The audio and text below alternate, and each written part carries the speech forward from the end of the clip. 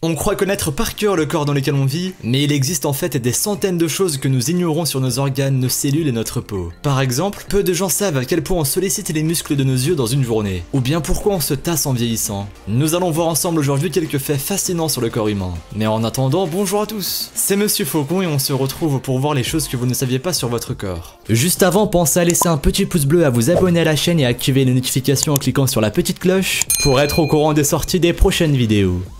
Numéro 1. Beaucoup de parents rêvent d'avoir un bébé avec de beaux yeux bleus. Ce qu'ils ne savent pas, c'est que tous les nourrissons ont les yeux bleus à la naissance. Et oui, c'est une étude scientifique récente qui a confirmé cette information d'après les résultats de plusieurs tests. Par contre, les bébés ne gardent pas tous leurs yeux bleus, car dès que leurs pupilles sont exposées aux rayons ultraviolets pour la première fois, ils peuvent changer de couleur. Vous pouvez donc avoir un bébé aux yeux bleus à la naissance, mais qui deviendra un enfant aux yeux marron, vert ou gris. Je trouve que c'est vraiment fascinant. Numéro 2. Vous avez sûrement déjà remarqué que parfois, vos yeux vous grattent sans que vous sachiez pourquoi. Ce n'est pas à cause de la poussière ou du fait que vos yeux soient secs, mais à cause des acariens qui vivent à l'intérieur de vos cils. En effet, peu de gens le savent, mais nos cils transportent des acariens microscopiques que l'on ne peut pas voir à l'œil nu. Rassurez-vous, ces petites bêtes ne sont pas dangereuses et elles ne risquent pas de vous transmettre des bactéries qui pourraient infecter vos yeux. C'est tout à fait normal d'en avoir. Et d'ailleurs, c'est le cas de tout le monde. La seule chose que les acariens peuvent vous faire, c'est vous donner la sensation que vos yeux vous démangent. Numéro 3. Souvent après avoir travaillé toute la journée, on ressent des maux de tête atroces. En fait, ces migraines viennent de nos yeux. En effet, les yeux sont comme presque tous les organes de notre corps, composés de muscles. Et lorsqu'on se concentre, ces muscles se contractent et sur une journée, ils enchaînent en moyenne 100 000 contractions.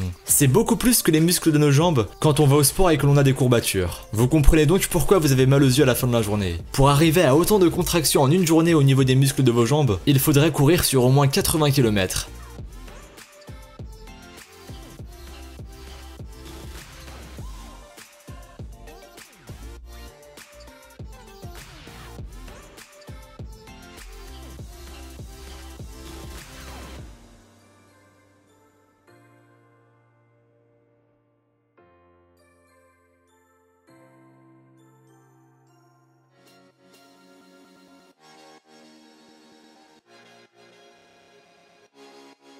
Comme quoi les yeux sont de petits organes mais ils sont costauds. Numéro 4. Saviez-vous qu'un être humain possède autant de poils qu'un chimpanzé? Je parie que ça vous étonne, mais c'est pourtant bel et bien vrai. En fait, les poils d'un chimpanzé sont plus longs et plus foncés, ils sont donc beaucoup plus visibles. Et c'est pour cela que nous avons l'impression d'en avoir moins. Quoi qu'il en soit, beaucoup de personnes n'aiment pas avoir de poils, mais ils ont pourtant un rôle très important dans le fonctionnement de notre corps. En effet, les poils nous aident à mieux percevoir les sensations au niveau de la peau, et ce grâce au réseau nerveux présent autour de leurs follicules. Cela signifie que lorsqu'on se rase ou qu'on s'épile, on ressentira moins bien toutes les sensations en rapport avec le toucher. Aussi, les poils servent à nous réchauffer quand il fait froid, grâce au phénomène que l'on appelle la chair de poule. Lorsqu'on a froid, les poils se redressent afin de retenir l'air et créer une couche au-dessus de l'épiderme. Cette couche d'air permet de nous réchauffer. Et oui, nos poils possèdent bien des utilités. Je suis sûr que vous ne saviez pas tout. Numéro 5. On va maintenant parler des cheveux. On pense souvent qu'ils sont très fragiles, mais en fait, c'est loin d'être le cas. Chaque cheveu humain est constitué d'au moins une centaine de fibres de kératine, qui lui confèrent une solidité étonnante. En effet, des études ont montré que la chevelure d'un être humain moyen, c'est-à-dire une chevelure composée de 100 000 cheveux en moyenne, pourrait supporter une charge de 500 kg.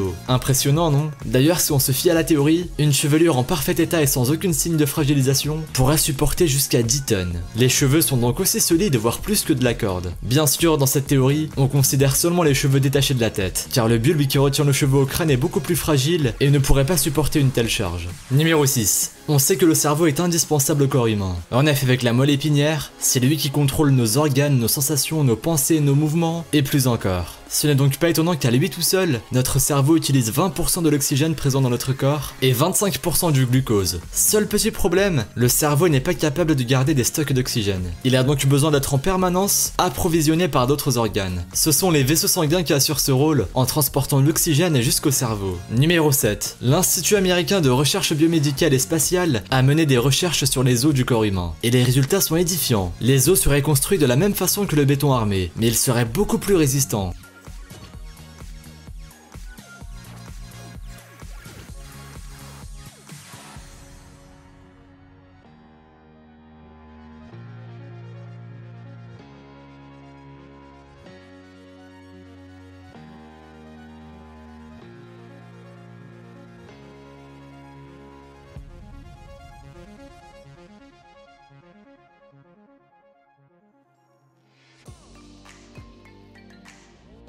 Les études ont prouvé qu'un os est capable de supporter un choc 40 fois plus élevé que du béton armé. Ce qui fait leur résistance, ce n'est pas seulement leur composition. En effet, les os possèdent aussi des propriétés étonnantes que l'on ne soupçonne même pas. Par exemple, ils sont capables de se régénérer, mais surtout ils sont capables de se renforcer tout seuls s'ils doivent supporter des contraintes plus importantes, comme un poids plus élevé par exemple. Numéro 8. La peau aussi a la capacité de se régénérer. Et oui, la couche la plus extérieure de la peau se renouvelle toute seule avec le temps. Il lui faut 28 jours pour se renouveler complètement. Lorsque la peau se régénère, on remarque d'ailleurs que l'ancienne peau tombe, un peu comme la mue d'un animal, et c'est ce qu'on appelle les peaux mortes. Un adulte perd en moyenne 10 grammes de peau morte par jour, ce qui fait environ 23 kg pour 85 ans. Je ne sais pas ce que vous en pensez, mais je trouve que ça fait beaucoup. Numéro 9. Ce que je vais vous apprendre maintenant va sûrement vous dégoûter, mais figurez-vous que nous avons en moyenne 2 kg de bactéries à l'intérieur de notre corps. Encore plus impressionnant, il en existe plus de 500 espèces différentes, rien que dans le corps humain. Ce n'est pas vraiment étonnant quand on sait que l'intérieur de notre corps possède les propriétés idéales pour le développement des bactéries. Entre la chaleur et la nourriture, les bactéries ont largement de quoi vivre. La plupart sont concentrées dans notre peau, mais aussi dans le système digestif, c'est-à-dire la bouche, l'œsophage, l'estomac, le côlon et les intestins. D'où le nom de flore intestinale, qui désigne en fait toutes les bactéries qui tapissent nos intestins. Vous vous demandez certainement combien il faut de bactéries pour arriver à 2 kg. Eh bien le chiffre fait peur. Nous avons à peu près 100 milliards de bactéries à l'intérieur de notre corps, soit 10 fois plus que de cellules. Mais rassurez-vous, les bactéries sont beaucoup plus petites en taille que nos propres cellules. Mais quand on regarde le nombre de gènes que nous apportent ces bactéries,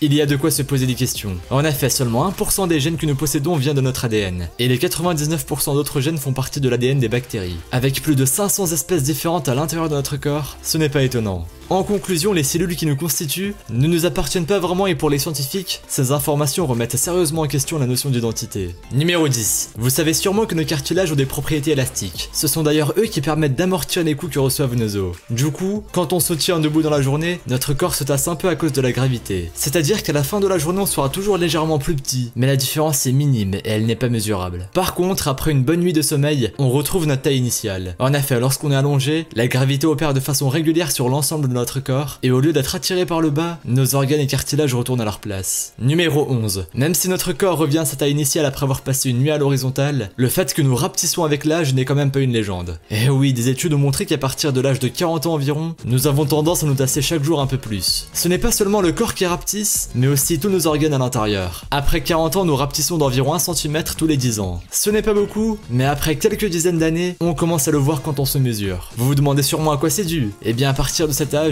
notre corps a plus de difficultés à supporter les efforts physiques quotidiens, comme la marche, la course, descendre des escaliers ou aller au sport. Du coup, ces efforts contribuent à tasser nos muscles et nos organes, jusqu'à faire rapetisser le corps tout entier. Numéro 12. D'ailleurs, notre corps n'est pas le seul à changer de taille au cours du temps. Nos pieds aussi peuvent grandir ou rapetisser en fonction de ce qui nous arrive. Mais heureusement, ces changements sont minimes et n'ont pas d'incidence flagrante sur notre pointure. Par exemple, lorsqu'on reprend le sport après une longue pause, nos pieds ont tendance à grandir. Et c'est aussi le cas chez les femmes qui sont enceintes. Par contre, quand on vieillit ou qu'on est malade, ils auront plutôt tendance à rétrécir. Vous y ferez plus attention maintenant quand vous serez serré dans vos chaussures. Numéro 13. On dit souvent que les femmes sont plus frileuses que les hommes. Eh bien figurez-vous que ce n'est pas qu'un cliché sexiste. Eh oui, cette affirmation est prouvée scientifiquement. En fait, les hommes et les femmes n'ont pas les mêmes capacités à réguler la température de leur corps. Cette différence vient de plusieurs facteurs qui ne sont pas les mêmes chez les hommes et chez les femmes, comme par exemple le poids et la répartition de la masse graisseuse et des muscles. En résumé, un homme pèsera en moyenne plus lourd qu'une femme et il aura plus de masse musculaire. Il sera donc plus rapide à se réchauffer. Numéro 14. Nous avons tous déjà entendu dire que les sucs gastriques contenus à l'intérieur de l'estomac sont très acides. Heureusement, car sinon ils ne pourraient pas broyer les aliments et tuer les bactéries. Le suc gastrique est tellement acide qu'il serait capable de faire fondre du zinc pur en un temps record. Vous vous en doutez, les cellules qui constituent les parois de l'estomac ne sont pas sensibles à l'acidité du suc gastrique. Elles sont en effet capables de se reproduire de manière très rapide et cela leur permet de garder toujours intactes les parois de l'estomac. Et contrairement aux parois de l'estomac, l'œsophage est très sensible à l'acidité. D'ailleurs, les personnes qui ont déjà eu des reflux d'acidité dans l'œsophage savent de quoi je parle. Dans cette partie du système digestif, l'acidité provoque une sensation de brûlure très désagréable.